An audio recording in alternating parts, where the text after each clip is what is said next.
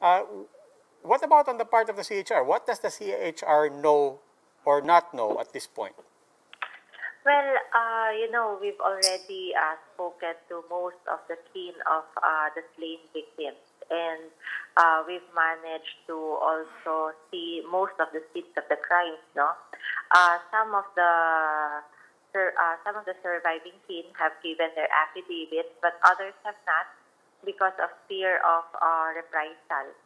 And right now, some of the victims kin are requesting for autopsies. I understand that some will also be done today as we speak at PGH.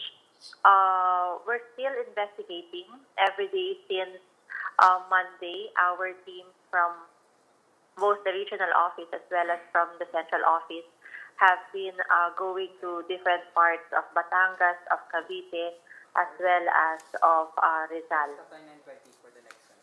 Atty. de Guia, if you find evidence of abuse of state power, what can you do? Can you initiate charges? Can you help the families of those killed to file charges? Well, yes. If we do find that there has been human rights violations committed, then appropriate charges can be filed with the help of the CHR and especially with the consent of the victim's families, whether it be criminal or civil or administrative. Just from the available data that you now have, what are you seeing are some of the more gross violations in this raid, if any? Well, I wouldn't want to preempt the investigation, no. But based on the affidavits that some of the affidavits that we got, some of the questions that needs to be answered is whether there was really necessity in the use of force. Because according to one of the affidavits that we got, there wasn't really resistance on their part, and they allege that the slain victims were not armed at that time. And that goes for those who ended up dead. For those who were arrested, they do say that there were some irregularities in the implementation of the search warrant.